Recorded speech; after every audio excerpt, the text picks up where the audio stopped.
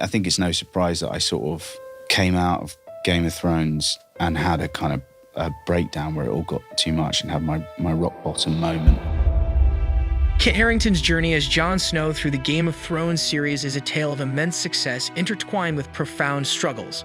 During that time, I didn't know who I was, really. But how did the HBO series catapult Harington to global stardom, while also bringing him to the brink of a personal crisis nearly ruining his life? While it all began in 2011 when Kit Harington was cast as Jon Snow in Game of Thrones, he was a relatively unknown actor fresh out of drama school. When I got this show, I was, pretty much fresh out of drama school. I was 22 years old. This youthful enthusiasm, however, would soon be tested by the demands of starring in one of television's biggest phenomena. As the series grew in popularity, so did the attention on Harington. In a 2021 conversation on The Jess Cable Show on SiriusXM, Harington revealed the toll this sudden fame took on him. I went through kind of some mental health difficulties after Thrones and during the end of Thrones, to be honest. As a global superstar, fans scrutinized every single word of his that Harington couldn't speak freely anymore in interviews. Every time I say anything, people pick up on it like it's some kind of big clue into how everything ends. I'm not going to say anything. For Harington, the intense scrutiny that came with being a central character in such a globally popular show became unbearable when fans began disrupting his private life. I was giving her a kiss when we were at the airport yesterday and she's leaving for months. And this guy walks up and I went, no, go away, turn around, walk away.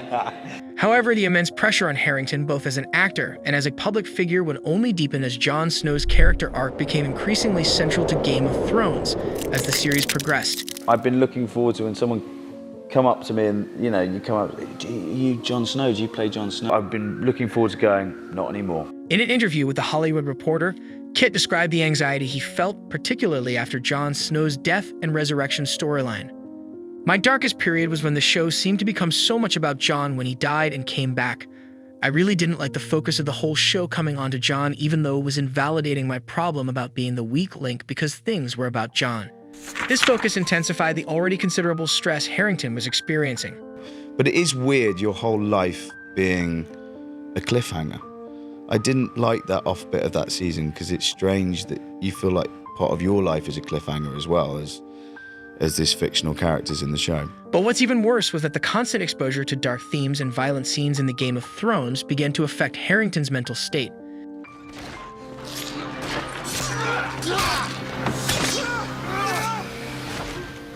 This bleak nature of the show's content, combined with the intense schedule and public scrutiny, all intertwined to create a perfect storm of mental health issues. In a 45-minute-long video on the Hidden 20% podcast, Kit Harington spoke on how he struggled to embody Jon Snow's stoicism and heroism in his own life. However, the dissonance between the character and his real life resulted in psychological stress. I was playing a character who was the epitome of goodness and honesty and truth. And in my life, I didn't feel like that at all. And that, I think, had some kind of a bit of psychological kind of scarring. As Jon Snow, he felt a duality of feeling cool and terrified with anxiety at the same time. You can almost see in those photos the anxiety on their faces. Okay. Jon looked really cool, but behind the eyes there's just utter terror. And that's kind of how I felt when I was doing when I got caught up in all of that. This realization came with a profound sense of fear and uncertainty about his virtue beyond the show. I was sort of going through addiction and everything that entails, and hiding things, and that was the polar opposite of the character I was playing, who couldn't tell a lie. As the fear and pressures mounted, Harington turned to alcohol as a coping mechanism. In an interview with the Sunday Times, he admitted, "Things that have happened to me since Thrones, and that were happening during Thrones, were pretty traumatic, and they did include alcohol." The actor's drinking problem escalated to the point where it began to affect his personal and professional life. I loved nothing more than drinking alone because it took me out of myself, took me out of that headspace, took me out of that anxiety instantly. In 2019, shortly after the finale of Game of Thrones, news broke that Harington had checked into a wellness retreat. I sort of came out of Game of Thrones and had a kind of a breakdown where it all got too much and had my rock bottom moment. However, his rehab experience wasn't successful. And kind of entered the rehab drunk, sobered up in there and went, this. And I left that pretty quick and said, I'll try and deal with this by myself. This resistance to treatment highlights the complexity of Harington's struggle and the difficulty he faced. Throughout his time on Game of Thrones, Harington struggled with the way he was perceived by the public and media.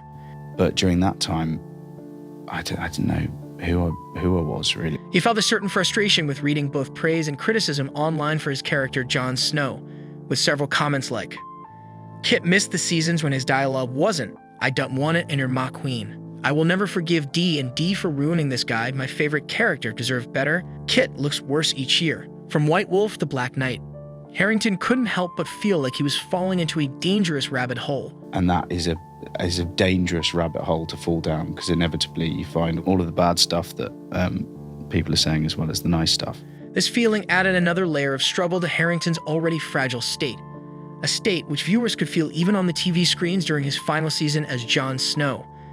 I mean, bro looked rugged in the final season for his normal standard, that worked in making Jon even more of a damp squid than he already was written. Ironically, his exhaustion just was flowing out of him on screen when he played Jon.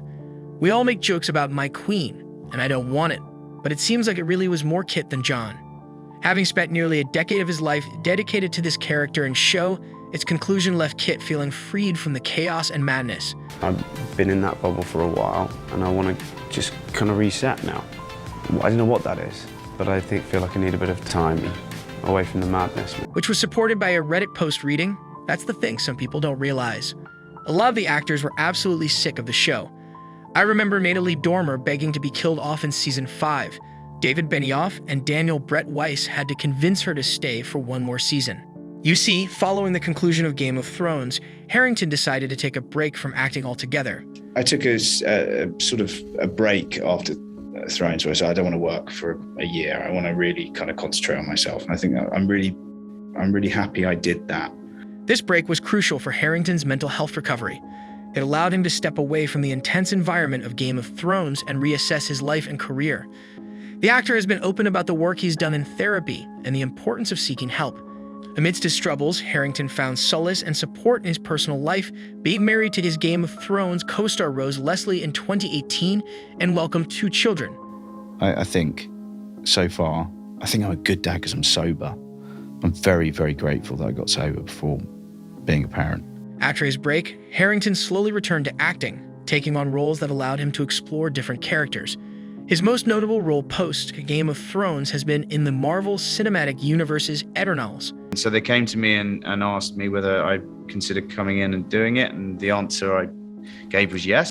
You know, I spent almost 9 years at school preparing for this with Game of Thrones. However, for his new role, Kit decides to always stay in the present. Looking into the future too much is A, hazardous, and B, can drive one mad, and C, foolish. This shift in his career choices reflects Harington's desire to move beyond the heroic archetype he embodied as Jon Snow and explore more complex, nuanced roles.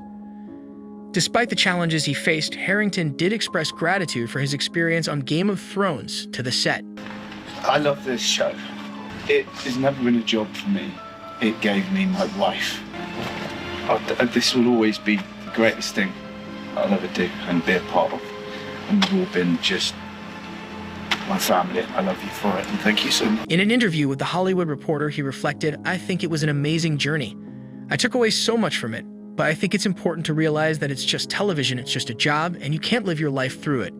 As he continues to rebuild his life, Harington remains hopeful about the future. The most positive thing I kind of have learned is that I'm much better at being me than I thought I was.